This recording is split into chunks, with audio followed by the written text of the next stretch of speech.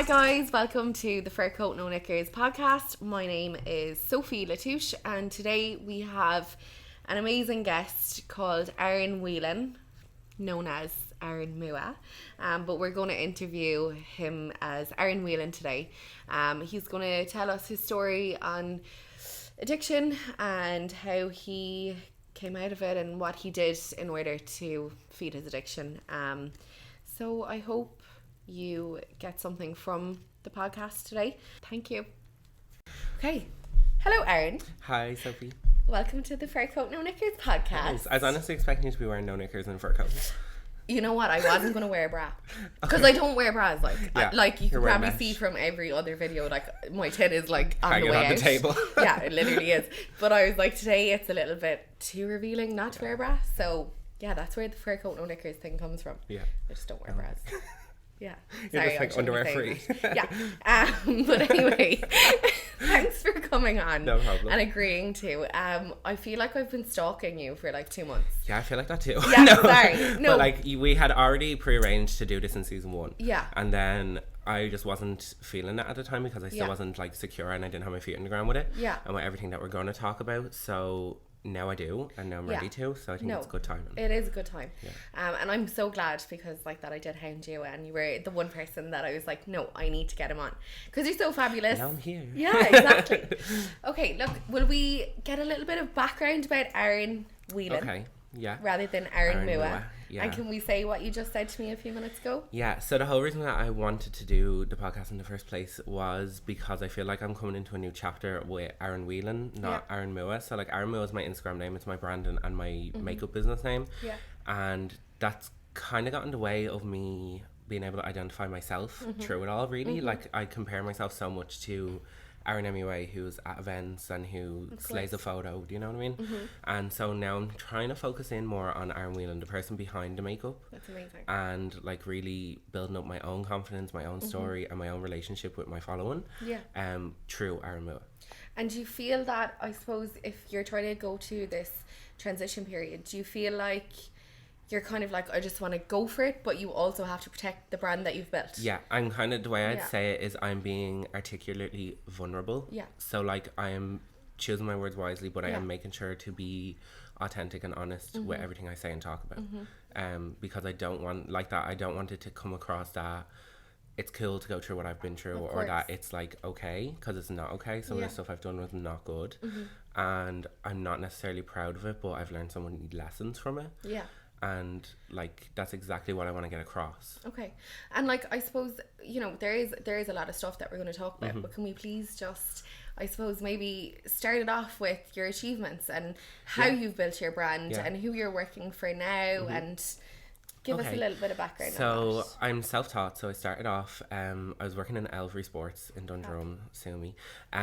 Like picture all this in a tracksuit telling people like these Nike shoes are better than these shoes, whatever. And I used to go down to NAURA Cosmetics every single Friday when I got paid to Root Bergen, and I'd like buy eyeshadows and I'd buy things and slowly build my kit up.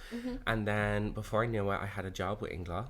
So I started out in Tala and then I moved to Dundrum and I worked with them for about 1.5 years, coming up on 2 years. So I trained right up to be product specialist. So I would have taught the girls about the product, what to use for and stuff. And then I decided to go freelance.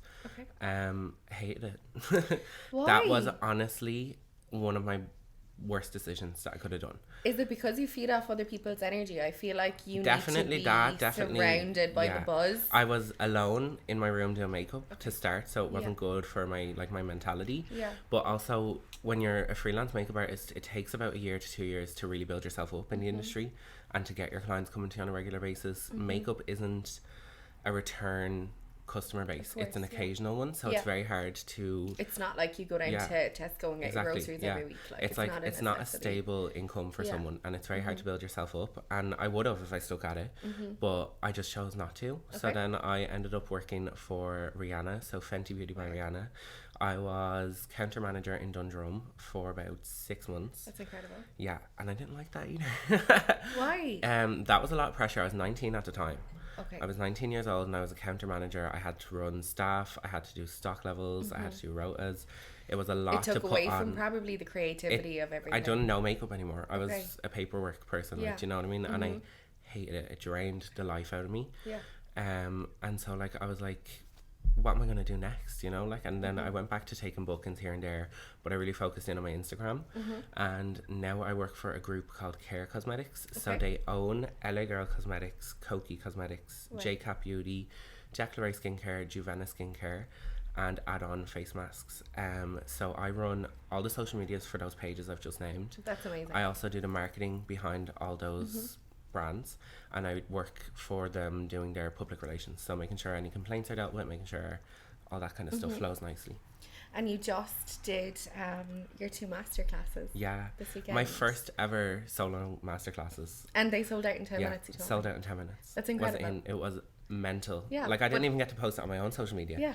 It just was gone before it even hit the fan, like. That's fantastic. And so then I put on a second day for the cancellation list, and now we're talking about another one in January. Okay. But I do want to still do, I had this idea to do an unmasked masterclass. Okay. Where I do someone's makeup and then I wipe it off. Okay. Completely wipe it off. Okay. And then I want my model, so I like it's going to take a while to plan, because the people that do it with me, I need them to have a story as well. Because I want to wipe it off, and I want that model then to talk about how she doesn't need makeup to feel beautiful. That's and how amazing. she doesn't need makeup to hide behind it. And then that will then hopefully lead into a mental health talk, kind of like catching a bad habit before it develops, kind of a talk. So basically you reincarnated me woman. Into a class. I love it. Called the Unmasked Masterclass. Okay, trademark. that's fantastic. Yeah, that is great. Yeah. Okay, so let's just get into the story. Yeah. Okay. So I suppose let's just start with when I suppose you're coming out of addiction and you're in rehabilitation at the moment. Yeah. Recovery. And just let me know where you want to start. Like. Okay, so I think it's good to bounce it off of my timeline of where I was working just now. Okay. So before I got my job in England, I was using drugs actively. It wasn't every single day. So my addictions would have been cocaine, weed, and LSD, but I would have took anything, to be completely honest. And the LSD was microdosing, Yeah, microdosing, and then also like taking huge amounts to try and just top it off. Do you know what I mean? And so before I started working in England, I was kind of like, it was at house parties and stuff. I started experimenting with the drugs, loved how it made me feel. Then it kind of ran into every single weekend, so every single Friday, Saturday, Sunday in a bar in Stillorgan, and anybody from around my area would have known at the time who's my age. It was called Boland's, and it was like a club pub, so you get away with it, you get in, go to the toilet, do your bits, go down, have a dance. And then when I left school, it started to run into my week. So smoking weed pretty much every single day. Wouldn't have been able to function without smoking weed. Like would have been so paranoid and anxious. Can I just ask with that weed smoking, just on that, like, was that kind of functional? So you would still get up every day, you'd still do exactly what you were supposed to do. I'd go to work, like this is the time where I was winning awards in my industry, and where my Instagram was booming for me, and it was also the very beginning of a really bad spiral into addiction, and kind of goes hand in hand with the better I was doing, the worse the addiction got. The more money I had, the more drugs I'd spend it on, you know. And so then kind of moved on, like, so the first drug I ever took was coke, taking coke every single weekend, then moved on to weed, and then it was kind of the last year that I started to get into the LSD, and I would have took like anywhere between 4 to 5 stamps a day, and like that destroyed me. That absolutely destroyed me. Like in January, when I came clean and I asked my mum for help, and I said to my mum, listen, I can't live like this anymore. Like, there is no light at the end of the tunnel for me at the minute. I need help. When I then stopped for the whole month of January, I cannot recall it. My mum says my brain was like mush, that I was like a state of psychosis. I done the exact same thing every day. I didn't leave the house. I didn't talk to anyone. I think I done one makeup look through that entire month. Can I just, I suppose, touch on what LSD is? Because, like, you know, I've tried coke, I've tried weed. I'm sure a lot of people that will be listening or watching this have tried both those things. But I think LSD it's a different level. I read up on it this weekend just a little bit, and it's like the strongest hallucinogenic that's out there. Yeah, it is. So it's like a chemical compound hallucinogenic. It comes in a paper form that you place on your tongue, and you kind of leave it for 10 to 15 minutes, and then you can swallow or you can spit it. Yeah. But what it basically does is it completely makes you question every single aspect of your life. Every single thought that comes into your head, you question it. You go so deep into your own mind that it almost brings you to a state of like connected to some sort of higher universal power. That's what it was used for originally. Yeah, well, there was one thing that I saw that it said that, you know, people can get so deep into it that they can actually Never come back. hear colours. Yeah, Like, no, that's happened. That you is know, like... So with that, right, I mean, what was the draw for you for that? a continuous use of it? Was it just... Because I was so out of my head that I didn't have to deal with everything going on around me. That I didn't have to deal with the fact that like I had been bullied through school, that like I was sexually assaulted as like a young child. And so I loved the fact that, yes, it made me question it, but once I got past that, I was in my own world, like I was just completely out of it, like. And I like used to sit in my car by myself or with like a small group of friends, so active users that aren't actually friends. I would have sat in my car just out of my tree, like with all them, like for the night, like for hours on end.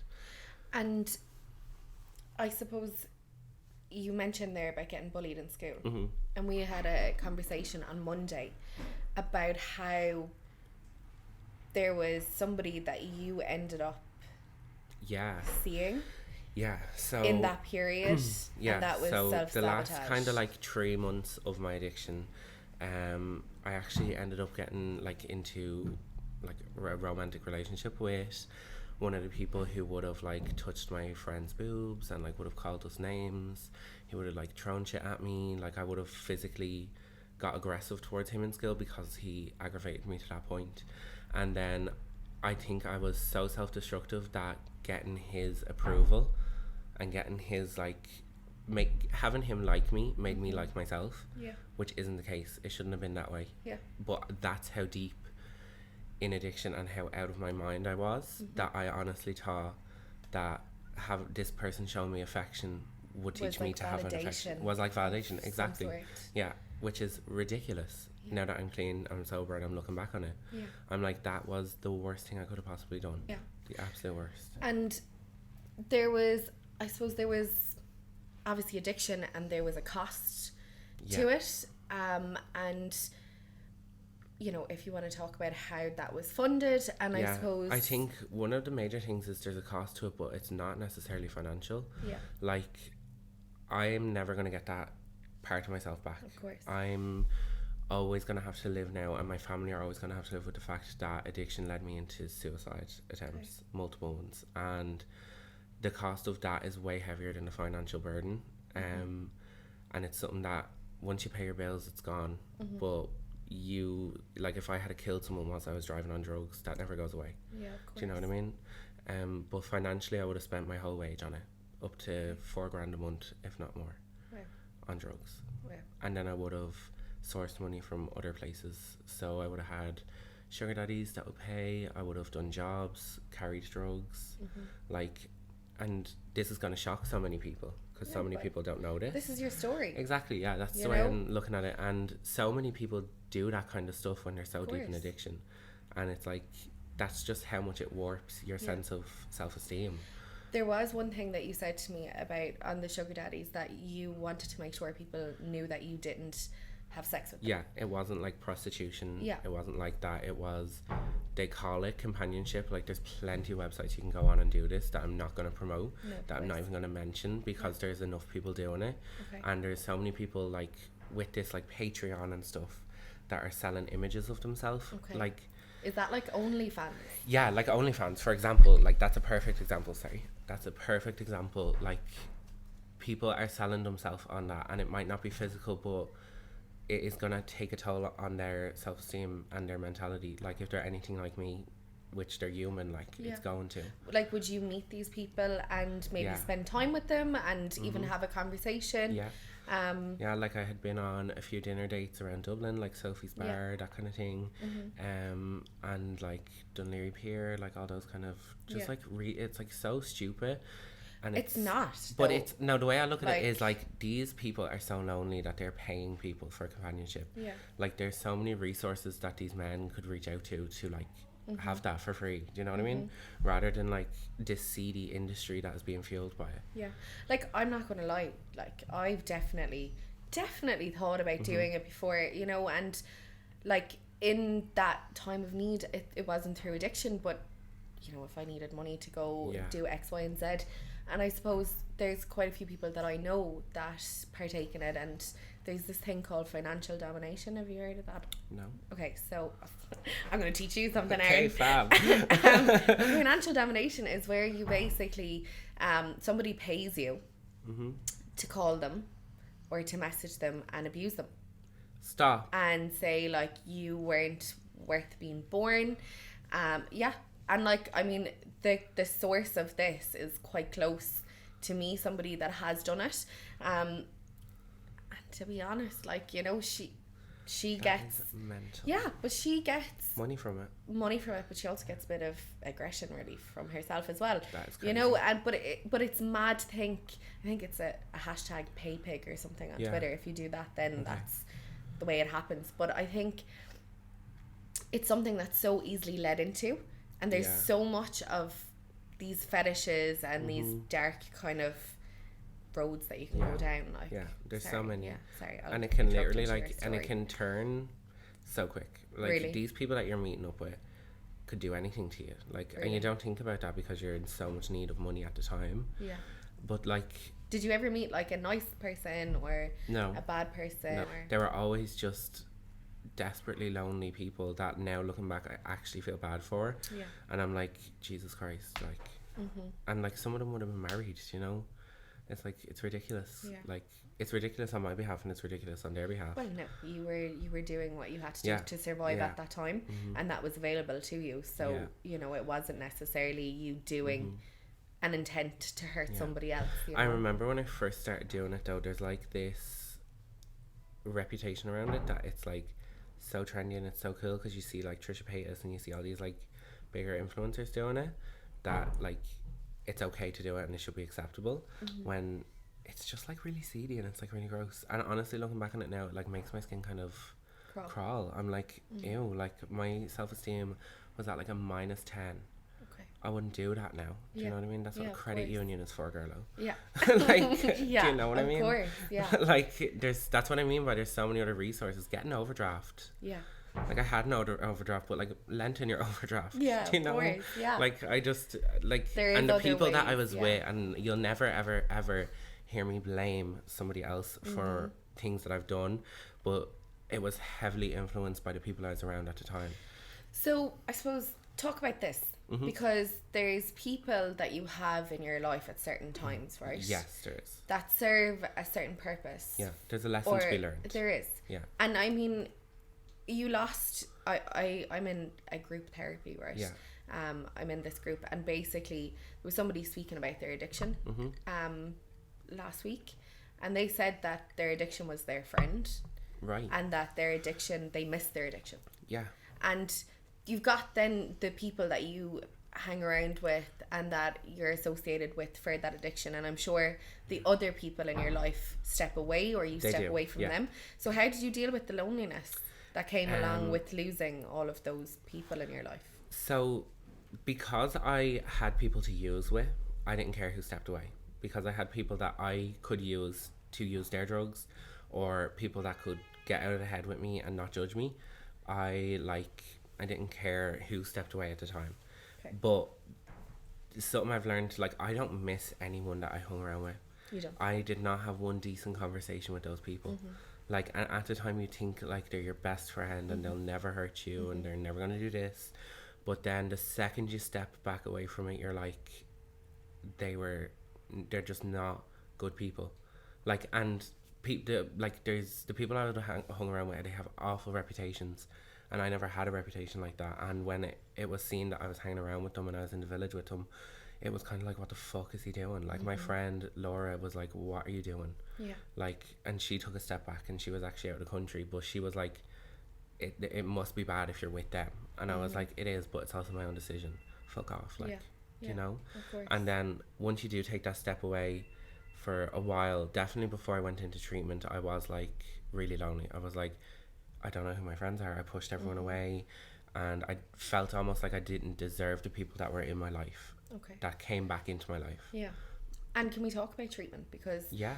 And actually, I want to talk about people that might be listening that might not have this addiction to LSD, coke, and weed every day, but they have an addiction. Yeah. Like, you know, like I know I'm definitely addicted to food, Yeah. and I'm also addicted to shopping. There is non-circumstantial addictions and there's circumstantial addictions. What's that mean? So basically, there is an addiction that is not going to harm you or somebody else. Okay. And then there's an addiction that is going to harm you and going to harm everybody else. And that's circumstantial.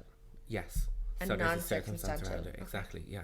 So basically, like what I'm trying to say is, me taking drugs and driving, that's going to hurt someone. And that's circumstantial. Yeah.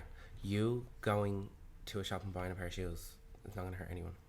Do you know what I mean? Unless it becomes a desperate financial burden. Yeah. So like, and everybody is definitely addiction. If it is addicted, like if you take a step back and you think about your daily routine, what you do, you wake up and you check your phone. You're addicted to your phone. Like I would have smoked weed for about 10 years every day, and like that I was definitely functioning, and I was smoking it after work, and I'd have one in the evening, and I was like, sure, it's only one. And a lot of people do that. And for me, it was only when I got sick that because your senses are so heightened, that I felt very aware of the symptoms and very paranoid about my health. So I gave up. I wouldn't have given up otherwise. I loved it. But I haven't smoked it in 2 years. I never will go back to smoking it because of what it does to my body and the way my mind runs away with itself. But I ended up quite sick a few weeks ago. Yeah. And I was in A&E, and the doctor came in and gave me some Valium and morphine. Yeah.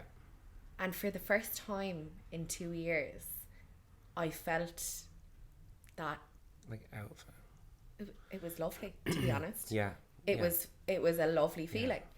And this might shock people or whatever, but I was like, oh my god, like I miss this, like. Yeah. And the doctor sent me away with morphine and Valium for 5 days. Okay. So when I got home, I was like, this is lovely now. Usually I'd sit down in the sitting room with my housemates and have a chat. Yeah. I was like, this is lovely now. I was like, I have a Valium, I'm going to go up to bed. Yeah, you isolate. But it was like that. It was like, it was a different substance. Yeah. But it was like that I felt addiction coming back in. Like, it doesn't matter what substance it is. Yeah. It's the thought process and the behavior process behind it. Like, my mom would know now if I had a relapse because I'd isolate it, go straight to my room so that I could be alone and I could just enjoy it. Do you know?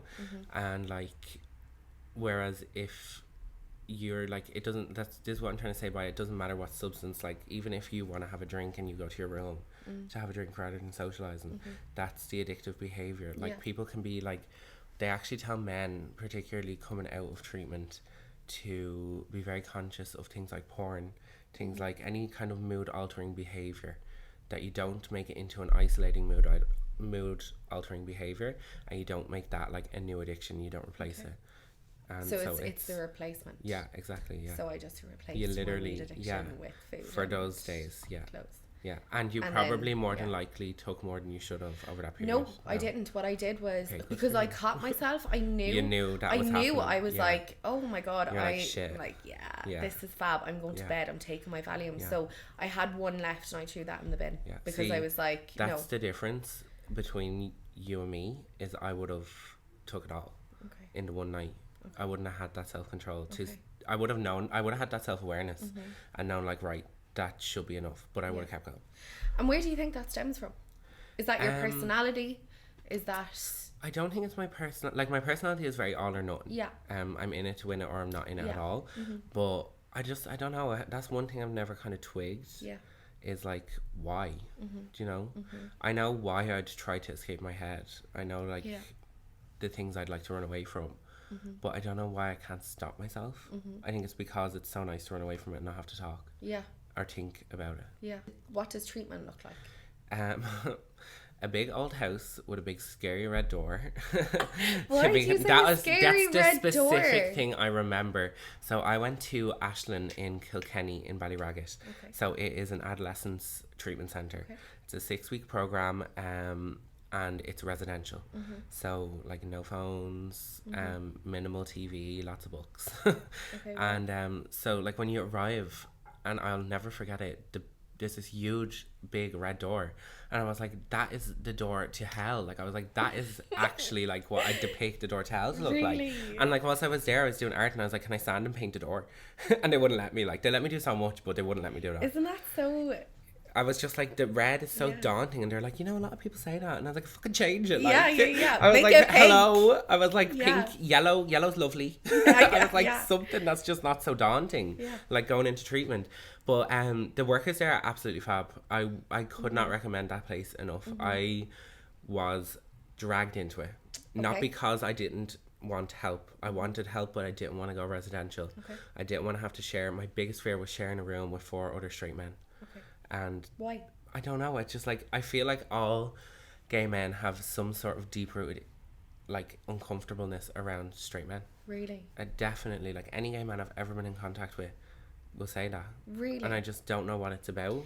It's such a masculine energy that it just frightens me, and the thought of having to say. Do you think it's judgment from them? I don't know. Or maybe, oh, does he fancy me? I just don't know. Like that's I just know that it terrified me that I had to do that. Like, and went in anyways.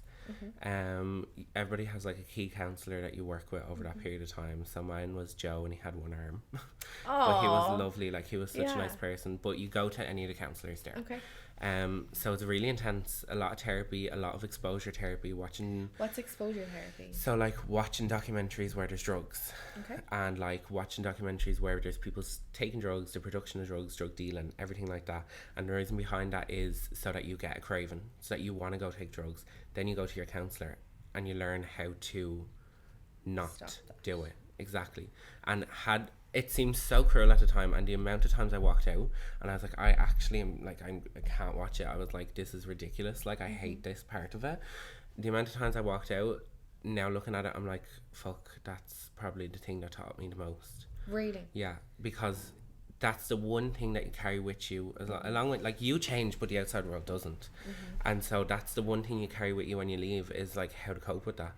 You can't avoid drinking drugs. You can't avoid it, like. But it's your reaction to that. You can control your reaction to it, and that's the whole point in that. Okay.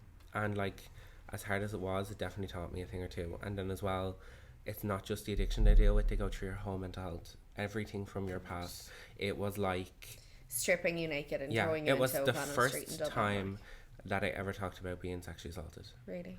And that then became a focal point around other things, like not having a father figure, biological father figure, and like the bullying and the like self-esteem issues and all that. And what age were you? 13. Wow.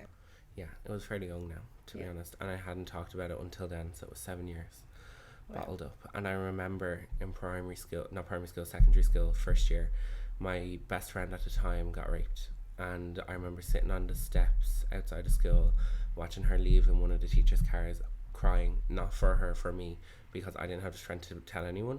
And then I also remember the next 4 years of everybody not believing her, and it just put me in my place of I'm not telling anyone. I'm not going to tell anyone. Exactly. And I was the one person through school that constantly was like, why would someone lie about that? Like, cop on to yourselves, like, do you know? And was it a man or a woman, do you mind me asking? A man. Okay. Yeah, was a boy. He was only 1 year older than me at the time as well. And I've seen him around since. And the one time that I came into contact, I did relapse. They kind of say that relapse, the substance is the last step. It's planned normally. You come up with a reason that you're going to relapse. You self-pity yourself or make up an excuse that like, I deserve that, or sure, fuck it, nobody will know. But with me, it was, oh my god, I can't live anymore, I need to kill myself. Wow. It literally brought me back. All the work I had done over the months leading to that, gone. It put me straight back to like feeling like a 13-year-old. I'm 6'6", and I'm fucking strong. If anybody came for me now, they're fucked. But I can't believe that when I'm near that person. Okay. I just can't, and it's going to take years Of course, yeah. of some sort of counselling to Yeah. change that mindset on it. But for now, I just avoid. Okay. Do you know, I'm not like running from the issue. I'm just keeping myself safe is how I look at it. Of course. I will deal with it when I the can. time comes. Exactly. Yeah. When it's not going to make me need to run to drugs or run to escape. Of course. And that's what it is at the end of the day. Yeah. It's escapism. That's the reason Yeah. why I done drugs. Yeah. Was the escapism behind it, not having to think or feel. Mm-hmm. And so when I seen that person, I was like, Oh gosh. done. I was like, I have to think and feel now. yeah, I was like, too much think and feel, get me out. Yeah, of course. And like I ran to my old habits and my old ways, which I shouldn't have done. Mm-hmm. And now looking back at that, I hated how I felt. Not how I felt about myself because of that person. Mm-hmm. I hated how I felt because of the substances. Okay. I don't know how I done it for so long. Really? I had this like major realization of I'm not escaping anything by doing this. Yeah. I then sat in my car and just cried for hours. I rang the rehab centre and I told them, this is after happening, what do I do? How do I get myself back on track? Went home the next morning, I told my mum, and then I went to an NA meeting that night. Mm-hmm. Then the following week I was in the rehab centre for a follow-up meeting. Okay. And so I nipped it in the bud straight away. Mm-hmm. I didn't let it roll, Mm-hmm. and it really could have easily rolled. Yeah. And this is the thing with anybody who is in active addiction or recovery, is the smallest thing like that can throw you Yeah. for weeks and for months and for years right back into. It goes back to what you're saying though. It teaches you how to deal with situations. Yeah, it being in does. recovery, Yeah. like. But that is the one situation I can never prepare myself of for in course, rehab. Yeah. As much as like I did talk about it, it was like this feel the fear and do it anyways kind of like mentality of look him dead in the eye and walk by him. Yeah. And I just couldn't. I actually just like I physically couldn't allow myself to. I like had to run. Wow, that's a lot. And like, do you feel like that experience has like hindered your relationships and Yeah, sexuality? Yeah, and it's things? definitely one of the big things that I've had a knock-on effect on my self-esteem. Like, and it's built up a lot of control issues. Like, I'm constantly looking for control. I don't wear a watch anymore. This is another thing I've learned in Are you rehab. serious? Is because I would have been so stressed and down to the need over control and time, and like this has to be done by this time, this and like I would have controlled my whole day around my watch, and so I don't wear it anymore. That's amazing. Because I'm just, you have to let go of these things. Yeah. And like I think that stemmed from it as well. So definitely like the low self-esteem, control issues, a lot of trust issues. Like all my friends know I'll never tell a boy I love them. Yeah. I get into beds, not relationships. Okay. And like that's my kind of motto. Yeah. That my friends would know me by. It's not a great motto now, to be No, fair, but it is. but No, it's just the way it is. Like your I motto. feel like I'll never Don't ever let anyone tell you that that's Yeah. not right. Like. yeah, it's gonna take someone very, very special Yeah. to make me commit Yeah. and to believe that I can trust them, do you know, which is a hard situation to be in for Of anybody. course, yeah. But like I am not looking Yeah. to get into a relationship anytime soon. So that's a lot. Yeah, Are it's you a lot okay? to digest. Yeah, I'm fine. Are you I'm happy fine. that It's you've nothing that spoken I about haven't said before. it? Yeah. I just haven't said it publicly Yeah. or on a platform like this, so it's And, like, different. I suppose you wanted to get out of this for people to feel like Yeah. they can. My only goal identify. with talking about my story, I don't want messages off people saying you're so brave and you're so strong, Yeah. because I'm not brave or strong. I'm literally just doing me. I'd rather somebody text me saying, shit, this has happened. Who can I call? What can I do? Exactly. Come to me for resources. Do you know what I mean? Like I Yeah. literally have all the numbers anybody could need. I don't want people to be, I don't want guilt, I don't want pity off people. Of course. Do you know, I don't need it. Yeah. I need to help people to help myself, I feel. course. And that's what my whole thing is at the minute. Like I'm doing a lot more talking about my personal life and like things that are kind of coming up on my Instagram. And then also with doing this, I just want to like hopefully reach someone that needs Yeah. it, you know? Of course.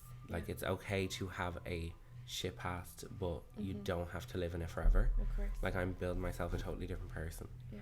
You're amazing. simply by talking about it. Like Thank you. no problem. Okay. And what are the future plans?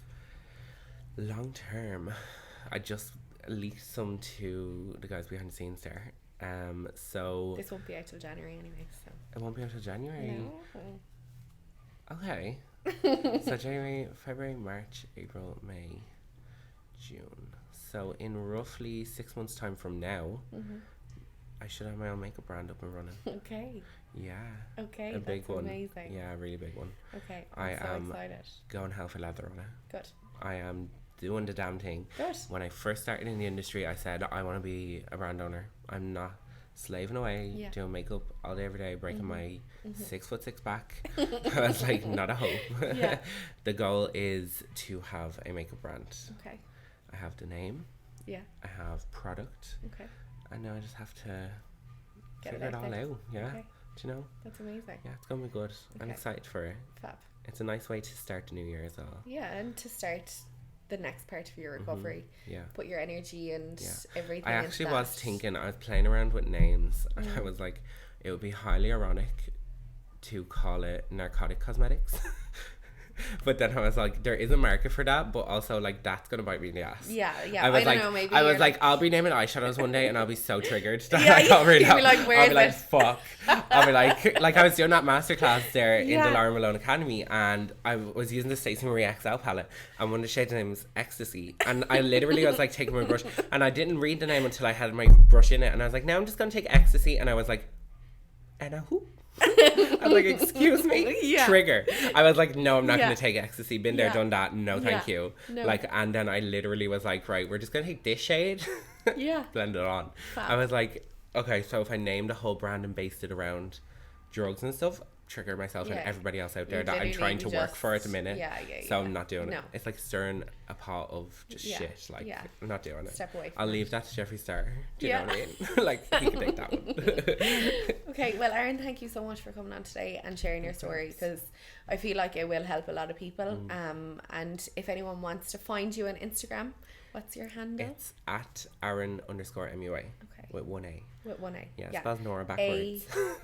Nora. Yeah. So ARON_MUA. MUA. Yeah, perfect. Okay, you're fabulous. Thank you, you too. Thanks. I love your new hair. Thanks. It's gorgeous. I appreciate it.